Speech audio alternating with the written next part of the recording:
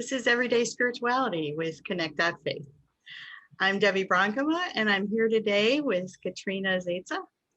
Katrina is the Arts and Media Coordinator for the Kairos Center. And we're really excited to hear today more about what you do there and some of the work that you do spiritually that has been nurturing you over the years. So let me just ask you to introduce yourself a little more about your journey and how you came to be where you are. Okay, thanks. Well, first of all, I love that you pronounced my name correctly. It's a hard one. Yeah, Katrina Zezza. It looks like Zezza, but it's Zezza. I am on a journey for sure, a spiritual journey, and I am working for the Kairos Center as the Arts and Media Coordinator. I'm also working for the Poor People's Campaign and Freedom Church of the Poor. And within that work, I do a variety of things, just creating creative content and coordinating production and graphic design. And I also went to seminary. I graduated last year. I see the work that we're doing at the Kairos Center as a ministry. I mean, it is a ministry. It's a validated ministry in New York Presbyterian. And I'm on the path to ordination in the Presbyterian Church, USA. I'm a candidate in Hudson River Presbytery. And yeah, just trying to discern where God is leading me and hoping that things will be revealed as I go on this journey. Yep, that's what we're all hoping for, right? Is that we have a sense of what God is calling us to do. And I know that you have a lot of gifts in arts and media, and I'm wondering if you're thinking in the long run maybe some kind of arts ministry or using arts within whatever call you have. Have you had any sense of what that looks like? Because it feels like that's just a really strong gift that I'm excited to see you explore for sure. Yeah, I believe that that art is an incredible tool for healing, and that people who make art have an incredible ability to heal themselves. You know, I think that it has heal themselves and each other, right? Like together. It's sort of a mysterious tool, which I don't know if I can fully articulate, but I think I've definitely experienced it myself. And I think it has a lot of potential for pastoral care. You know, right, to the connect healing people. That comes from art. Yeah. How have you found your role with art to impact your ministry with Freedom Church and with the Poor People's Campaign? How have you found it to be something that connects with people? Well, I'll start by saying the mission of Kairos. So it's called the Kairos Center for Religions, Rights, and Social Justice. We're based at Union Theological Seminary. And the mission is to raise up leaders to build a broad-based movement that unites the poor to transform society into a place where everyone has what they need and a place in which everyone has the right to live. That's sort of a summary of our mission. That's a great mission statement and very ambitious. At the same time, you can see a lot of ways that it can be happening on a daily basis too, I would think. Yeah. I mean, I would say that our big mission is very ambitious, but we believe that it's possible to end poverty in the U.S. Yes. So it's important to know that one of the core things about our mission is that we believe this societal transformation happens through the moral power of a fusion coalition of impacted people. Okay. So it's impacted people who will do this. people impacted by poverty and racism in the US, and people who want to see justice done for the sake of people they love, but also for the sake of everyone. So the leadership and the direction and strategy comes from the people that are impacted. Right. It has to come from them, because they're the ones who know. We're the ones, I identify with them. We're the ones who know how things need to change, so it's political, but only because God calls us to work for justice, right? And justice, this is justice within our families, within our communities, and with God. So like things like a living wage and access to clean, affordable water, access to housing, these are all basic necessities, like human necessities. And so like, we don't want to do it what's right because of some like individualist pursuit of heaven, but it's because like your need for restoration and justice is tied up with mine. Right. And like we're inextricably connected, and the pain of others affects us. Like we can and do wall ourselves off from the suffering of other people, and maybe the more privileged you are, the more you can do that, but it's just an illusion, because we're actually not separate, Right. But anyway. Yeah, I think that's really powerful, and just kind of opens us up to, okay, so if we want to be allies, if we want to be on the side of those who are seeking justice, what does that look like? Good question. Yeah. It does. It is. It is. And what would people ask of us if we are, what's the role that we can play in being advocates? Yeah. I mean, I think it starts with becoming aware of what's happening, and being witness to it. I think at the same time, it's impossible to be present to the suffering of the whole world, because as an individual, we would just cease to function psychologically. But God doesn't have these same limitations, like God sees what's going on and reaches out with an unlimited supply of grace, and we're called to respond. We're called to attune with and alleviate suffering, in the ways that we can in our communities. And I mean, God sees that we don't have the things that we need. Like we don't have access to clean water in a lot of places, and that hundreds of thousands of us are becoming homeless, that are becoming, the numbers are just, they show you that this is a systemic problem, and it's because of bad policies.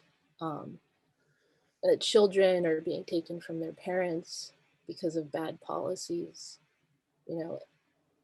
People are working 40 or more hours per week, and they're still not able to afford food and housing. It's like that's a systemic problem if it's happening. It's not caused by individual moral failing, I think that's a really key thing to understand and to be aware of if we want to be an ally. It's just that like this is not a lack of values on the part of impacted people. It's caused by policies, and you can see that with the numbers that we're seeing.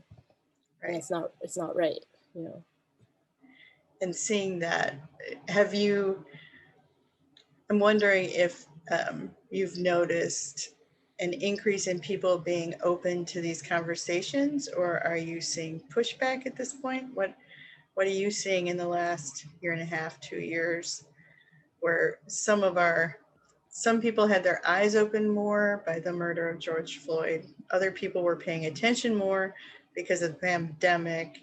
I'm just wondering, how have you experienced much of an impact on the work that you're doing? I think it does seem like there's more awareness. You know, the word poverty wasn't even really part of the presidential debates in the past, you know, and like that it came up during this last election, and President Biden has been talking about this subject, and it's on the national agenda, you know, like for the first time in, you know, maybe ever in the US. Like I think it's something that people are paying attention to. And like the idea that poverty is not actually necessary, like it's a concept where people will have this like aha moment. Like you talk to them and they're like, at first they're like, oh, well, poverty has to exist, right? Like, and a lot of people will say, even Jesus said, the poor will always be among you, right? Yeah. Or the poor will always be with us. And my boss, the director of the Kairos Center, Liz Theo Harris, she wrote a book all about that passage to explain that isn't actually what Jesus meant. He wasn't saying that like we should be complacent and not worry about the fact that there's poverty. He actually spent his whole life trying to liberate people from poverty. Yeah, so, it's a verse taken totally out of context when and used that way. Yeah. And there's these moments where people will be like, oh, well, because at first it's like, you can't end poverty. Like it has, you know, it's like sort of built into this whole system, right? And it is like, and then it dawns on them like, oh, you think that it doesn't have to exist at all? Like, okay, that's a different perspective. And then, yeah, like if you just sort of like reorient yourself to that like concept that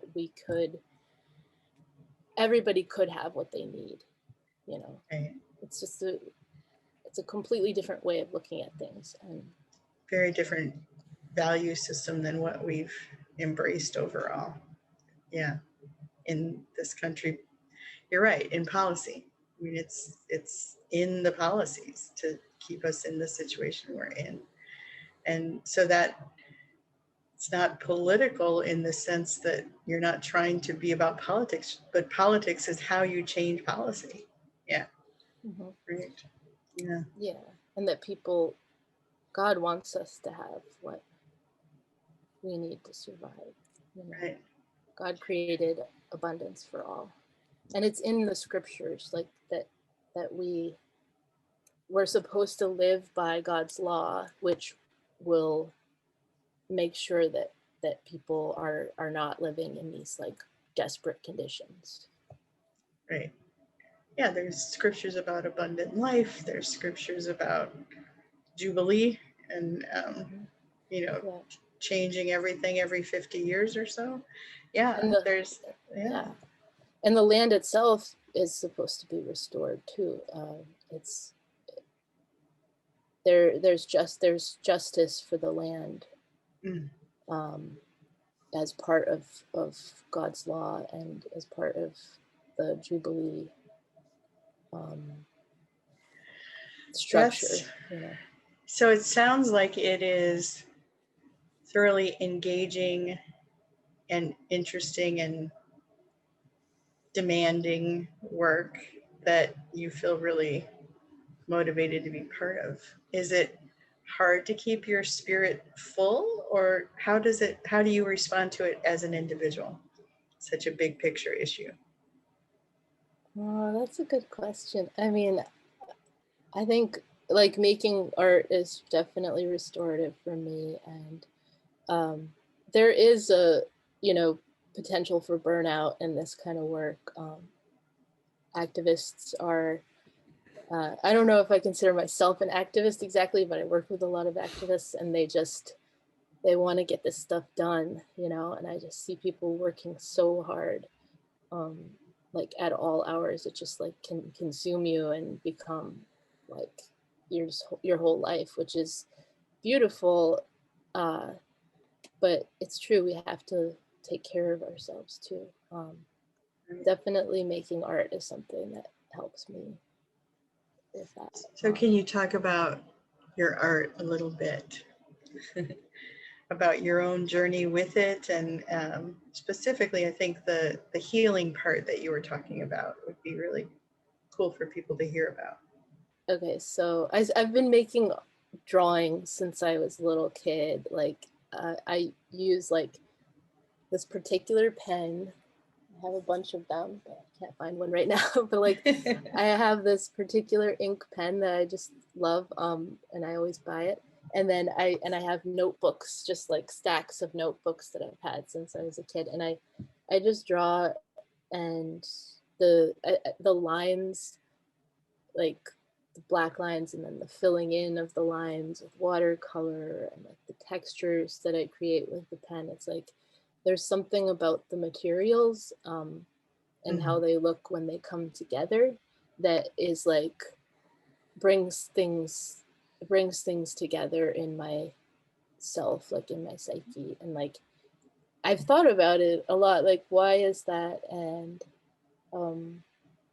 like I feel like something is sort of coming through me and coming to life through me, and like that it's almost something that existed on its own, and then it's like sort of choosing to come through me and become real. But like, and you know, I've read some stuff about psychology, like psychoanalytic theory, and like there's this concept that things can emerge from your unconscious, from that are like these unformulated experiences that Donald Stern calls it, like these unformulated experiences in your unconscious. And I always like think of like the iceberg, kind of like where like there's this big massive iceberg under the surface, and then there's just like this little part poking out, which is our conscious mind, and then like under the surface it's like the unconscious. But like in the unconscious, like are these unformulated experiences that they couldn't be integrated in the past, but like if you're curious, if you're open, they can emerge and then become sort of like part of the whole.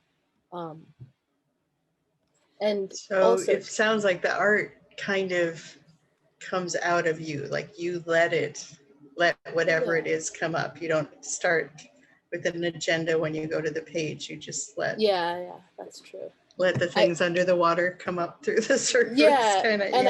I half the time I don't know what I'm gonna draw, and I'm just like I let it be revealed to me, sort of like, and then I'm like, oh, that's that, or maybe it's like something I thought I saw, you know, or like just, it's kind of like dream analysis. I don't know, like it's like, what do these symbols mean, and like what are they trying to like, what are they trying to it's not like what are they trying to tell me, it's like what are they sort of telling each other or something. I don't know. It's like, but back on the subject of the iceberg, I think this is another concept that like we talked about in seminary in pastoral care, the concept of intersubjectivity. And it can be sort of described as like if you're imagining yourself as an iceberg, right? And all this mass under the surface of the iceberg. And then if you're an iceberg, I'm an iceberg too, and Evan's an iceberg. It's like there's actually stuff that's happening under the surface of the water, like in the water around us, right? And like we're sort of floating in this mess of water, and and there's communication that happens below the surface as well. Okay. So there's communication under the surface between people, not just up and down within you. That's interesting. And I do think of it as like sort of a divine space, like that space that's in the water, that there's something happening between us, you know. You mentioned to me that the drawings have become kind of like a journal for you, like you see them as and I feel like what you're saying about the iceberg under the surface communication, you were saying that when you put the pictures on your blog, you don't put a title so that it can say what it needs to say to the person that looks at it, right? Do I have that right? Yeah, I mean, I used to not use titles. Now I have them just because it helps with like organizing things. Yeah. Yeah. But yeah, I think I do try. I mean, it's not that I'm trying to do this but like I avoid explicit narrative because I think that your contribution as the viewer like co-creates the meaning. You know, it's very central to the meaning. Like your experience of what I make it's crucial. Like it won't work without your contribution, you know. And like it creates the meaning of it. It's really like, great.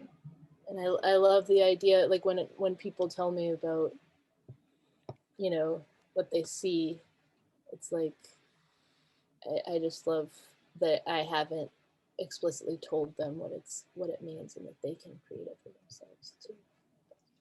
So do you find that carries over into the art that you do for the Kairos Center?